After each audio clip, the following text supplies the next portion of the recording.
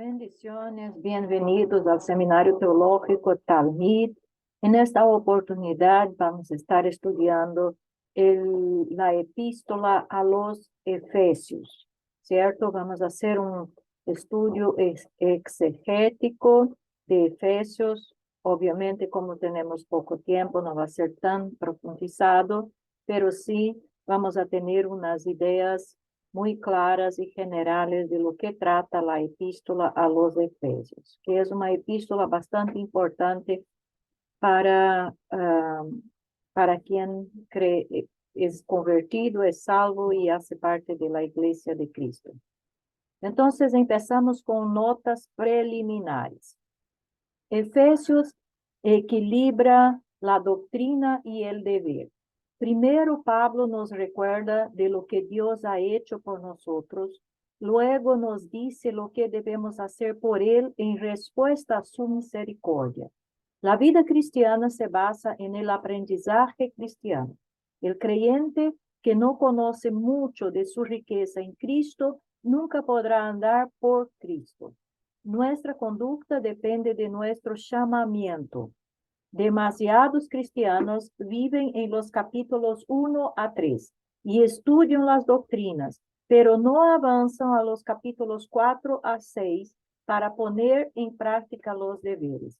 Entonces, aquí una característica muy importante y muy interesante de la epístola a los Efesios es exactamente este equilibrio entre doctrina y deber. Lo que es, podemos decir, las enseñanzas teológicas y bíblicas de la parte de Dios a sus hijos y lo que el hombre tiene que hacer en respuesta a estas enseñanzas. Vamos a empezar conociendo un poco la ciudad de Éfeso. Se llama Epístola a los Efesios, obviamente porque estaba en la ciudad de Efesios.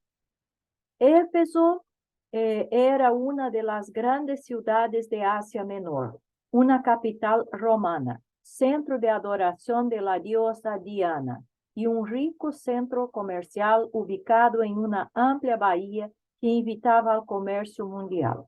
El templo de Diana era una de las 7 maravillas del mundo antiguo y se guardaba celosamente la adoración a esta diosa.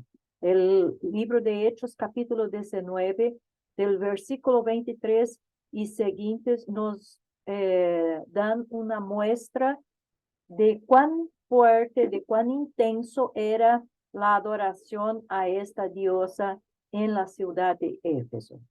Éfeso era la principal ciudad de esa área, de modo que no sorprende que Pablo se haya quedado ahí 3 años, conforme Hechos 20:31. Y que desde esa ciudad el evangelio se expandiera por toda Asia, conforme también Hechos capítulo 19, versículo 10. Vamos ahora a conocer un poco de la iglesia que estaba en la ciudad de Éfeso. Pablo visitó brevemente a Éfeso en su segundo viaje, dejando allí a sus ayudantes Priscila y Áquila. Regresó a Éfeso en su tercer viaje y permaneció ahí 3 años. Empezó su ministerio en la sinagoga judía. Cuando sus compatriotas rechazaron su mensaje, se fue a la escuela de un profesor llamado Tirano. Y todas estas informaciones vamos a encontrar en el libro de Hechos, capítulo 18 y capítulo 19 y capítulo 20. Y predicó y enseñó durante 2 años aproximadamente. Su ministerio tuvo un tremendo efecto en la ciudad. Veamos cuál fue. Los que practicaban la brujería se convirtieron a Cristo y quemaron sus libros de conjuros mágicos. Se ganaron muchos para la adoración al Dios verdadero. Y las ganancias de los plateros que vendían templecillos de Diana menguaron grandemente. La clara enseñanza de Pablo y su predicación de la palabra de Dios enardeció de tal manera al enemigo que se produjo un motín y obligaron a Pablo a salir de la ciudad. Más tarde, se reunió con los ancianos de Éfeso mientras iba de regreso a Jerusalén. Eso también podemos leer en Hechos capítulo 20.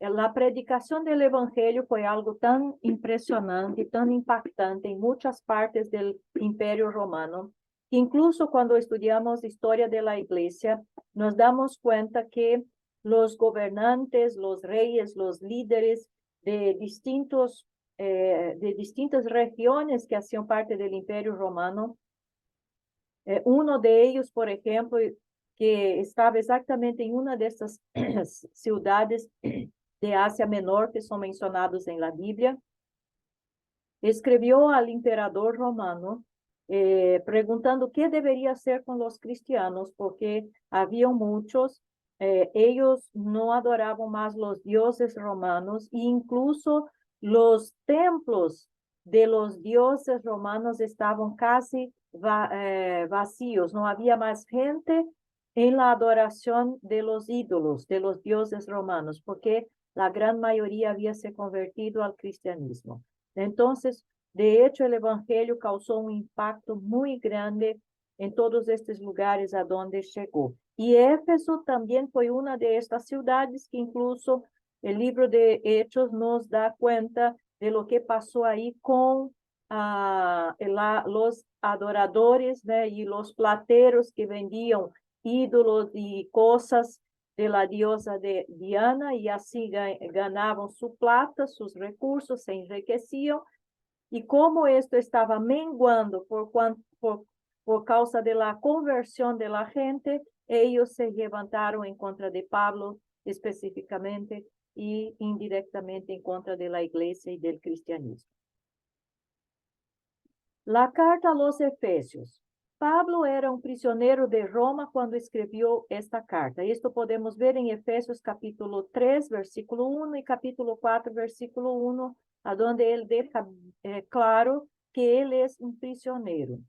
La carta a los Efesios fue escrita después que se hayan fundado numerosas iglesias y luego de que Pablo había tenido la oportunidad de contemplar todo el significado de la nueva organización que había entrado a plena existencia, o sea, la iglesia.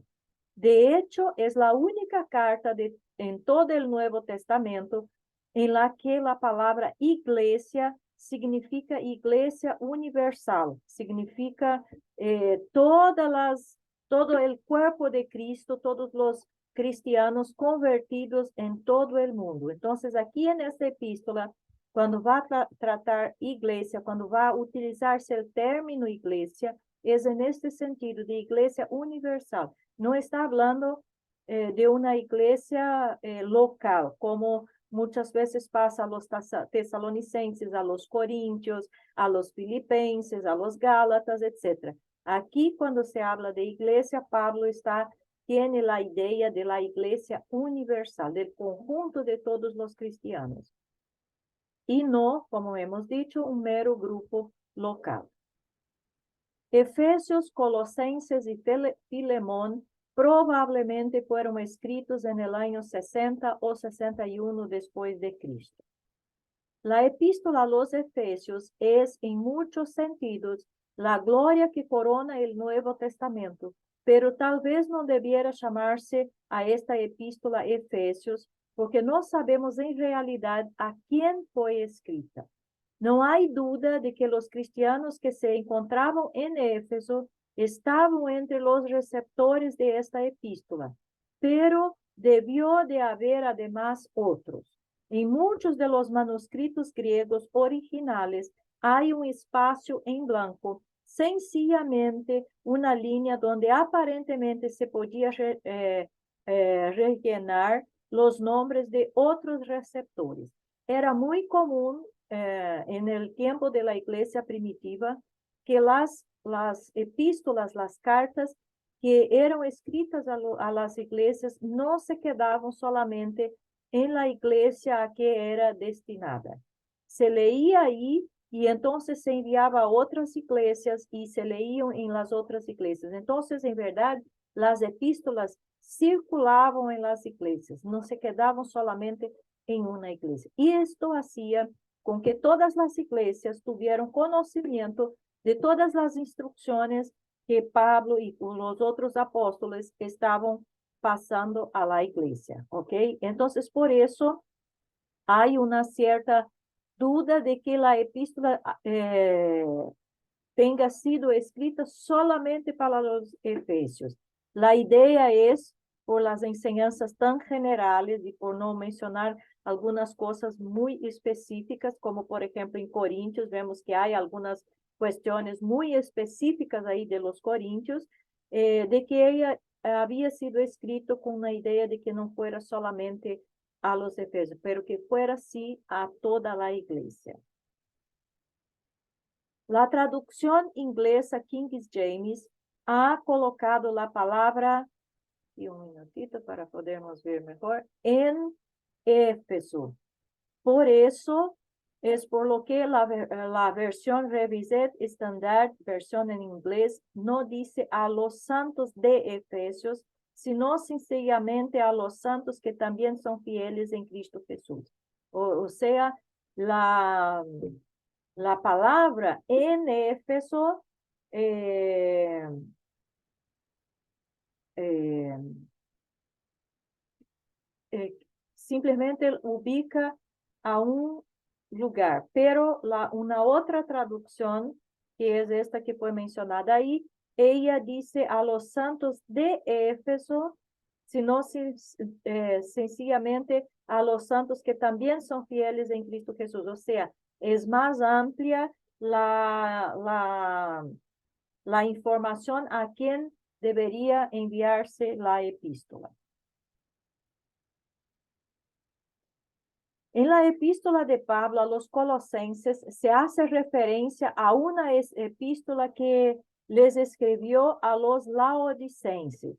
Nuestra Biblia no incluye esta epístola, pero muchos tienen la impresión de que es la misma a los efesios. Algunos piensan que la epístola que se menciona en Colosenses a los laodicenses sea esta epístola de Efesios.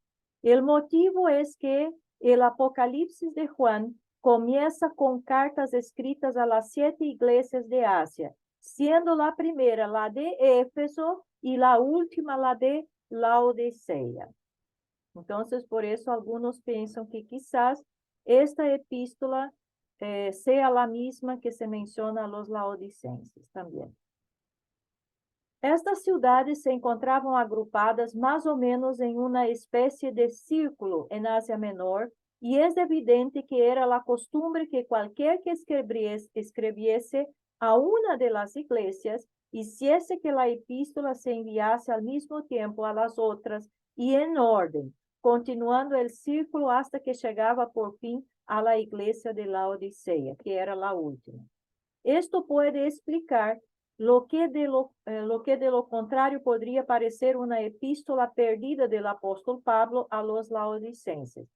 Lo que también no es ningún problema, porque, por ejemplo, en el Antiguo Testamento hay mención de muchos otros libros y que no hacen parte del canon del Antiguo Testamento y que lamentablemente no se preservaron estos libros y que nadie nunca tuvo acceso en la actualidad, en la modernidad, a estos escritos antiguos. Entonces, no hay ningún problema, a mi punto de vista, de que Pablo tenga escrito una carta a los laodicenses y quizás se escribió a muchas otras iglesias y personas y estas cartas simplemente no llegaron hacia nosotros, simplemente se perdieron, ¿cierto? Entonces, esto no es ningún problema. No tenemos que a cualquier costo probar que esta carta existe y que hacer con que esta carta sea la carta de Éfeso. No, de forma alguna, ¿cierto? Entonces, no hay ninguna razón, ninguna necesidad de obligatoriamente presentar esta carta a los laodicenses. Esto puede explicar, ok, ya hablamos de esto, sea como fuera, esta epístola expone de una manera maravillosa lo que ningún otro libro del Nuevo Testamento describe de un modo tan completo, la naturaleza del cuerpo de Cristo, la verdadera iglesia, ok, estamos hablando de Efesios.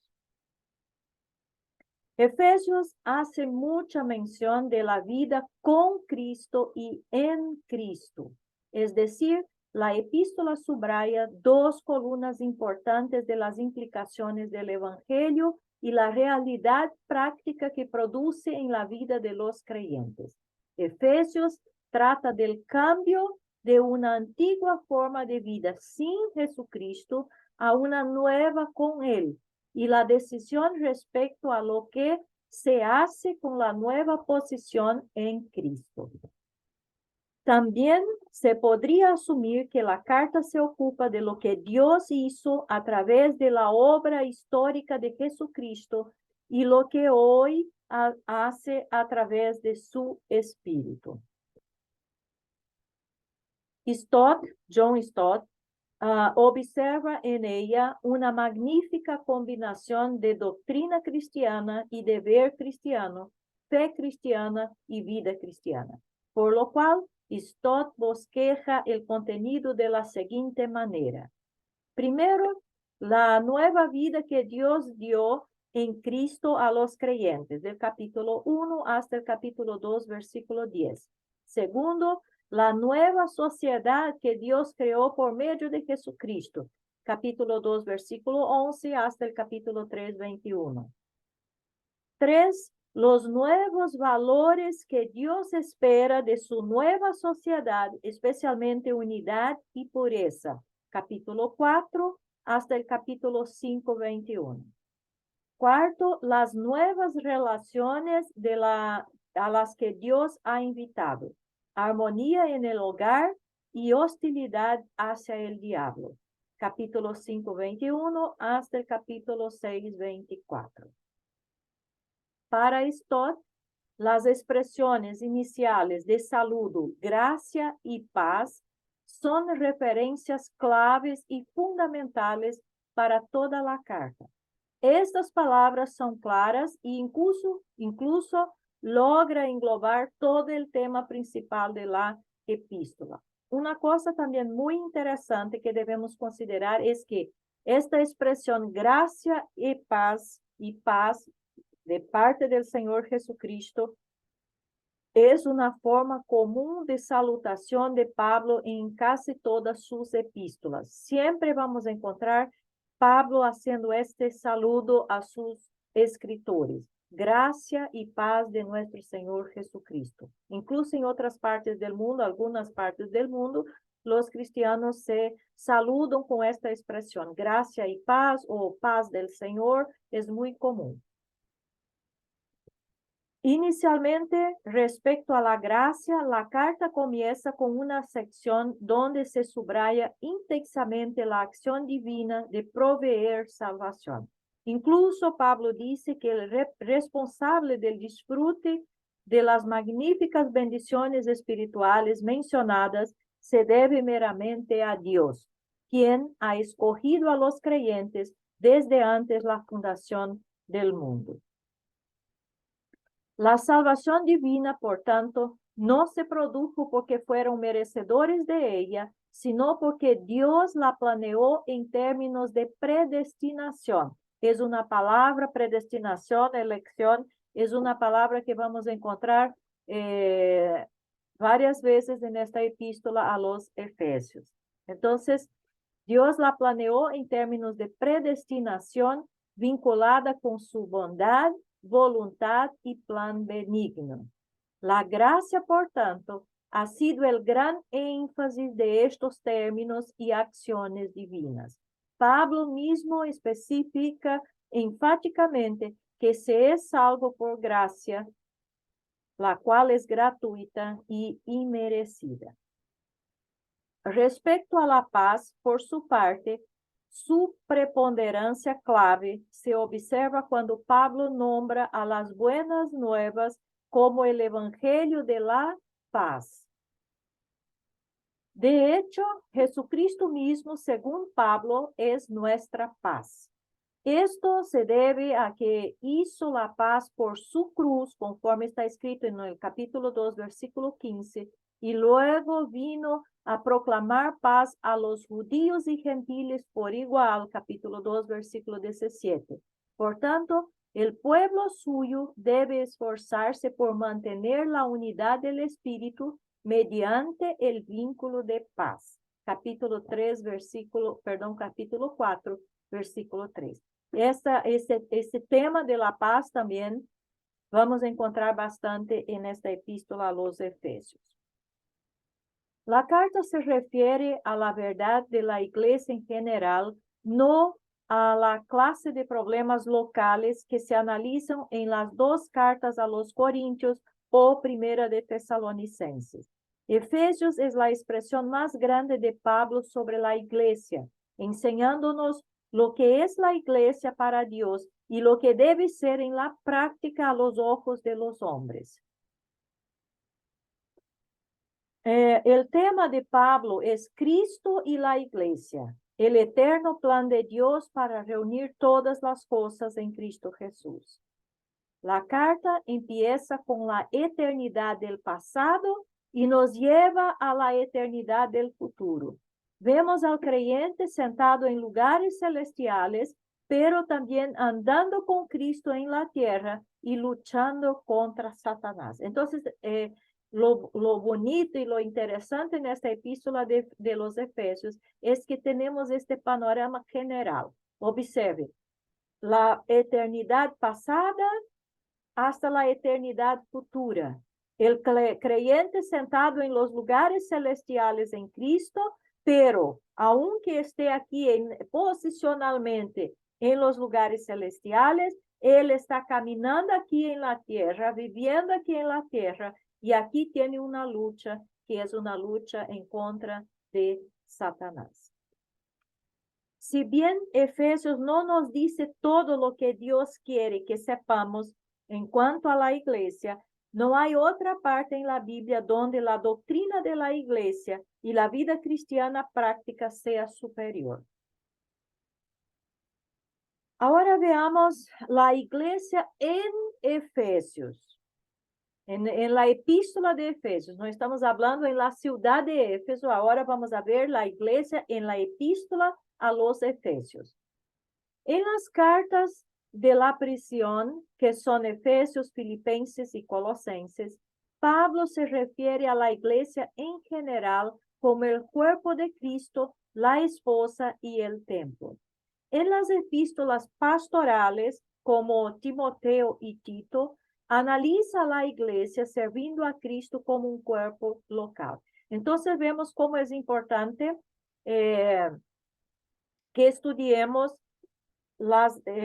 por lo menos esas 3 epístolas que nos dan una idea muy general de lo que es el cuerpo de Cristo, de cómo Dios ve la iglesia y cuál es el papel de la iglesia aquí en este mundo, de una forma amplia, general, universal. Y ahí vamos a las epístolas de Pablo y Tito, y ahí encontramos cómo debe ser el ejercicio del ministerio, el servicio de la iglesia en una iglesia local, en un cuerpo local. Entonces vemos que se complementan las epístolas que fueron escritas allí de la prisión a estas 3 iglesias específicamente y a estas epístolas pastorales escritas a Timoteo y Tito, ¿ok? Y es posible entender muy claramente cuando tenemos esta idea de que Pablo estaba en Roma, estaba preso, sabía que probablemente iba a sufrir el martirio, etc. Él tenía claro que difícilmente podría volver a estas iglesias, difícilmente quizás podría estar otra vez con Timoteo y con Tito y pasarles las informaciones que necesitaba pasar. Y por tanto, estas instrucciones son muy importantes y nos dan una idea de lo cual, cómo las informaciones generales podrían ser útiles y deberían ser consideradas en las iglesias. Pablo no tenía más tiempo ni oportunidad de estar tratando de cuestiones locales en las iglesias. Y por eso sus escritos finales son más amplios y tienen una visión más general. Ambos énfases são necessários para um ministério equilibrado. Sin duda, Dios ve todo el cuerpo de Cristo como la cabeza, pero en lo que se refiere al ministerio, él obra mediante iglesias locales en diferentes lugares. O sea, la iglesia local es la expresión, es el reflejo, es la parte visible de la iglesia universal y invisible. Entonces, no podemos considerar una más importante que la otra. No, lo que importa es la iglesia universal y la iglesia local no interesa, no. La iglesia local es importante porque es exactamente por medio de la iglesia local que la iglesia universal, el cuerpo de Cristo, va a expresarse, va a reflejar a Cristo aquí en este mundo. La iglesia universal, o sea, el cuerpo de Cristo, en el cual el creyente es bautizado por el Espíritu, es un concepto válido. Pero el concepto de iglesia universal no sustituye a la acción de la iglesia local. Es la iglesia local que más se enfatiza en el Nuevo Testamento, pero el ministerio de la iglesia local será más fuerte si los miembros se dan cuenta de su posición en el cuerpo de Cristo, o sea, en la iglesia universal. Y con estas consideraciones preliminares, con estas informaciones básicas iniciales, vamos ahora a adentrar específicamente en cada uno de los capítulos de Efesios y analizando algunas informaciones importantes en estos capítulos. Vamos al capítulo 1. El pensamiento clave en este capítulo es la riqueza de las bendiciones que tenemos como cristianos, bendiciones espirituales que son nuestras debido a que estamos en Cristo, como dice Pablo en capítulo 1, versículo 3. Pablo nos informa que cada persona de la deidad nos ha bendecido. Y esto es muy importante que vemos aquí en la epístola de Efesios, el actuar de la Trinidad. Vemos lo que el Padre, Dios Padre hizo, vemos lo que Jesucristo hizo y vemos también qué es que el Espíritu Santo hace. Y luego ora para que entendamos esas bendiciones y el poder que pueden dar a nuestras vidas. En el versículo 3 hasta el 14, este pasaje describe el plan maestro de Dios para la salvación en términos del pasado. Entonces habla, como hemos dicho, de la eternidad pasada. Habla de la elección de los versículos 3 hasta el 6, el presente, la redención, versículos 6 hasta el 11, y el futuro como herencia, versículo 12 a 14. Entonces, aquí encontramos esto muy claro, la elección, la redención y la herencia que tenemos en Cristo, obvio. Ahora vamos a adentrar específicamente en lo que cada uno hace. Vamos a ver cuáles son las bendiciones del Padre, del Hijo y del Espíritu Santo. Bendiciones del Padre, capítulo 1, versículo 1 hasta el 6. Es interesante que usted esté también con su Biblia ahí y que pueda hacer una pausa aquí y hacer la lectura de la clase y después volver para ver el texto y volver para ver las explicaciones. Él nos ha escogido. El versículo 3 y 4 nos dice, bendito sea el Dios y Padre de nuestro Señor Jesucristo, que nos ha bendecido con toda la bendición espiritual en los lugares celestiales en Cristo, según nos escogió en él antes de la fundación del mundo, para que fuéramos santos y sin mancha delante de él. Entonces, vemos aquí que el texto nos muestra claramente que el Padre nos escogió cuando antes de la fundación del mundo. Entonces, antes que el mundo fuera creado, Dios ya había escogido los suyos. Y antes que cada uno de nosotros, cada ser humano había nacido, también en los propósitos eternos de Dios ya están ahí los que van a ser bendecidos por su gracia. Esta es la maravillosa doctrina de la elección, una doctrina que no podemos explicar por completo, pero que la podemos disfrutar a plenitud.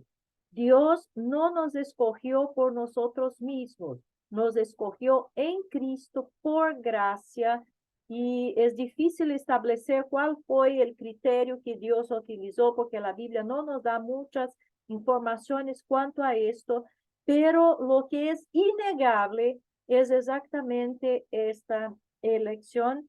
Y aquí vemos cómo el hombre de hecho no puede hacer nada para lograr la salvación, porque antes que todas las cosas existieran, Dios ya había escogido los suyos. Entonces es gracia, absoluta gracia.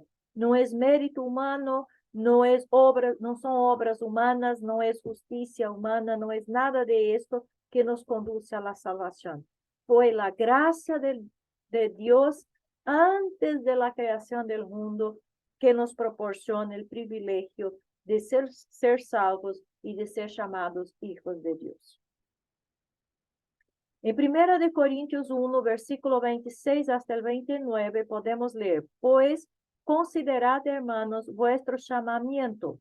No hubo muchos sabios conforme a la carne, ni muchos poderosos, ni muchos nobles, sino que Dios ha escogido, observe, escogido lo necio del mundo para avergonzar a los sabios. Y Dios ha escogido lo débil del mundo para avergonzar a lo que es fuerte. Y lo vil y despreciado del mundo ha escogido Dios, lo que no es, para anular lo que es, para que nadie se jacte delante de Dios.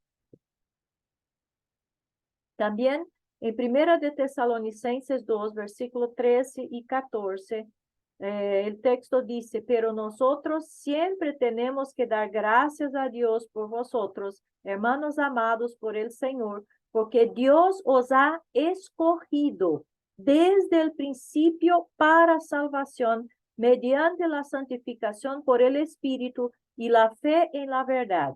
Y fue para esto que Él os llamó mediante nuestro evangelio, para que alcancéis la gloria de nuestro Señor Jesucristo.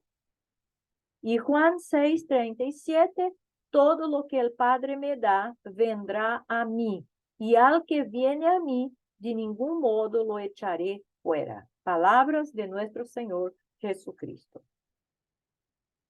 La forma del verbo griego tras la palabra escogió indica que Dios no solo escogió por sí mismo, sino para él mismo y para alabanza de su propia gloria. Esto podemos confirmar en los versículos 6, 12 y 14 de Efesios 1. La elección o predestinación de Dios no anula ni opera aparte de la responsabilidad del hombre para creer en Jesucristo como Señor y Salvador.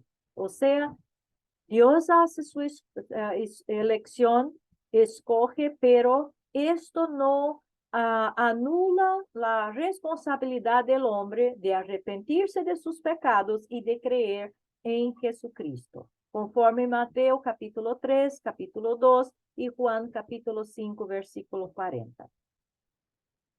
La elección se refiere a personas, la predestinación a los propósitos para estas personas. Es muy importante entender estas dos diferencias.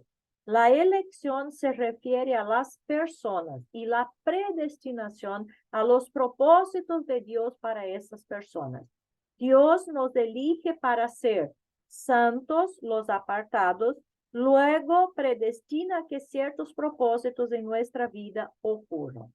Y ahí, Romanos 8, versículo 28 a 30, nos enseña esto de forma muy clara.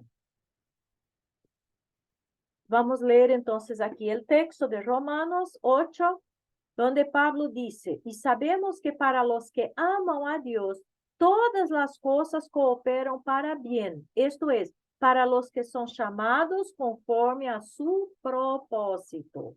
Porque a los que de antemano conoció, también los predestinó a ser hechos conforme a la imagen de su Hijo, para que él sea el primogénito entre muchos hermanos, y a los que predestinó, a esos también llamó, y a los que llamó, a esos también justificó, y a los que justificó, a esos también glorificó.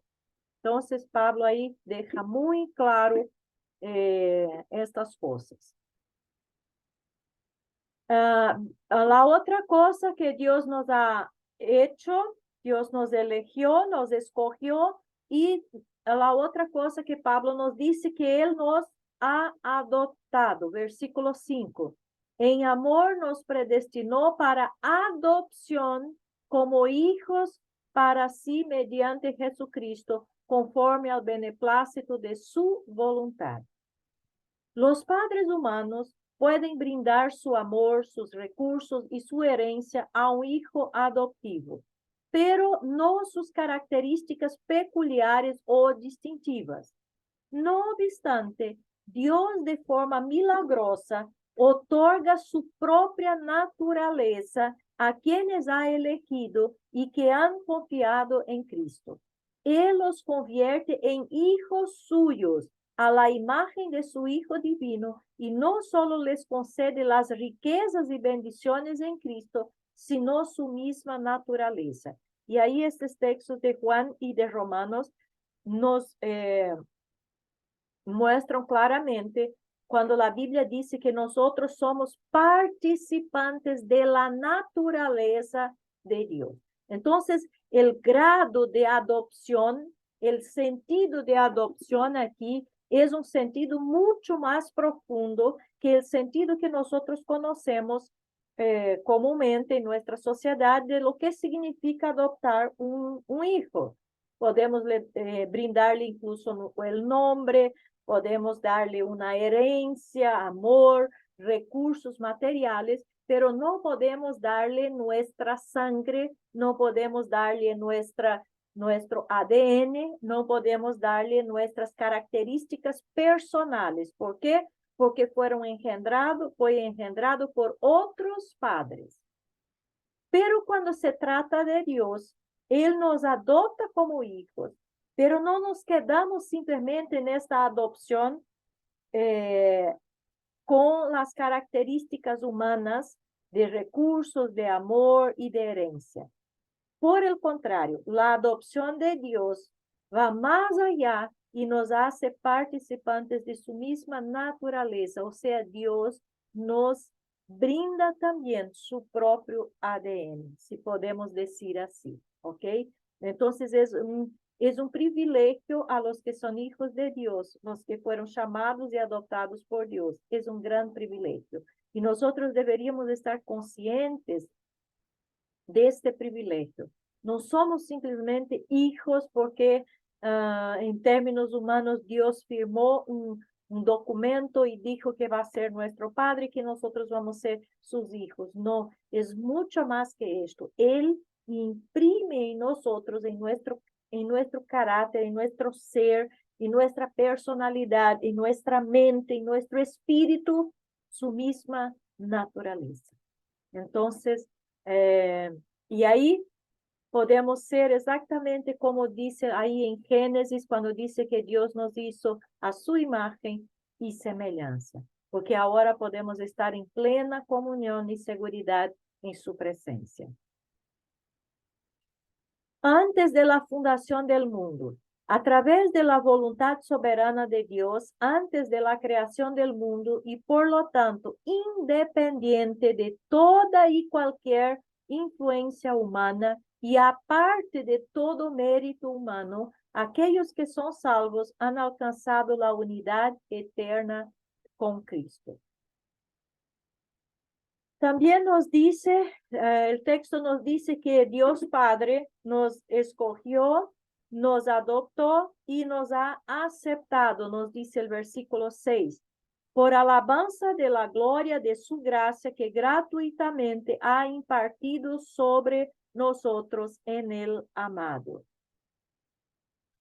En nosotros mismos no somos aceptables a Dios, pero en Cristo Él nos hizo aceptos En la epístola a Filemón se encuentra una hermosa ilustración de esta verdad. Pablo escribió, recibe a tu esclavo Onésimo como me recibirías a mí. Aun cuando hemos pecado, Cristo le dice al Padre, recibe a este santo como me recibirías a mí. Esto quiere decir el aceptar. Dios nos ha aceptado. La maravillosa frase en Cristo es la marca en las cartas de Pablo. Bendiciones del Hijo, que va del versículo 7 hasta el 12. Primero nos ha redimido. En él tenemos redención mediante su sangre. Al dar su vida en la cruz, Cristo nos compró de la esclavitud del pecado. Tenemos una redención presente en que Él nos ha librado de la pena y del poder del pecado. Tendremos una redención futura cuando Cristo nos liberte de la presencia del pecado en su venida, ¿cierto? Entonces, la expresión redimir quiere decir resgatar mediante pagamento de un precio, ¿cierto? Pagamento de un precio.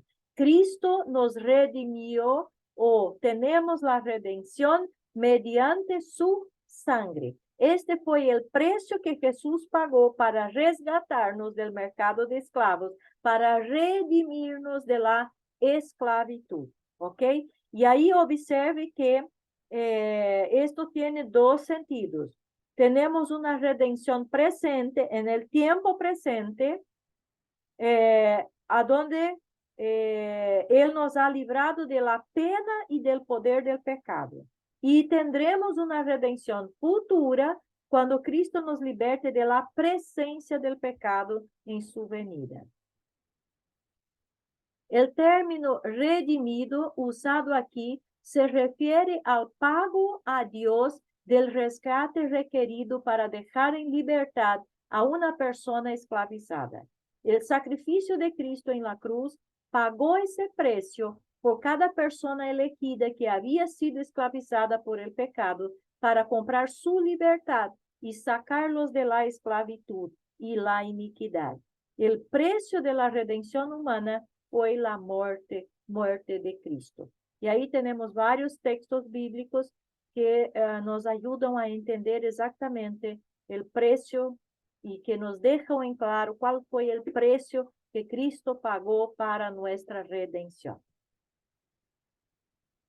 Y ahora, para finalizar la clase de hoy, vamos a seguir hablando de las bendiciones del Hijo en la próxima clase, pero ahora vamos a ver algunas fotos, conocer un poco de lo que tenemos registrado de lo que era la ciudad de Éfeso, ¿cierto? Entonces, la gran ciudad de Éfeso en el siglo I tenía 300,000 habitantes, la cuarta ciudad más grande del Imperio Romano. Aquí en este dibujo usted puede ver y tener una idea de cuán suntuosa, cuán organizada, cuán sólida, cuán grande era esta ciudad. El enorme teatro, el más grande del Imperio Romano. En el centro, una calle de 35 metros o 100 pies de ancho, ¿cierto? Entonces, aquí usted está viendo un anfiteatro. Esto es una preservación arqueológica. Esto es de los tiempos antiguos. Y aquí tenemos una calle también de los tiempos de Pablo. Probablemente Pablo anduvo aquí en esta calle y probablemente estuvo también por aquí predicando el Evangelio. En el tiempo de Cristo y los apóstoles, representación artística de cómo se viera la ciudad en el siglo I. Aquí obviamente es un dibujo, no es una foto, porque es imposible tener una foto del primer siglo, pero en este dibujo tenemos una idea un poco de lo que era la ciudad. Y esta aquí es exactamente lo que habíamos visto en la foto anterior, la calle aquí, esta calle, y el anfiteatro aquí. Esta aquí era una biblioteca. como vamos a ver más adelante. El apóstol Pablo predica en Éfeso frente al templo de Diana. Aquí también tenemos un dibujo, una pintura que nos muestra cómo era el templo de Diana. Era un templo muy grande, muy bien edificado y también para la época una arquitectura muy bonita. Y aquí así se veía el templo de Diana. Y Pablo predica en frente a este templo. La fachada restaurada de la biblioteca de Celso, completada en 135 después de Cristo. Aquí, como les había dicho en una de las fotos anteriores, aquí vemos una parte de la fachada restaurada, la frente de lo que era la biblioteca de Celso. Y con esto finalizamos la clase de hoy día. Bendiciones, y en la próxima clase vamos a seguir hablando de las bendiciones del Hijo.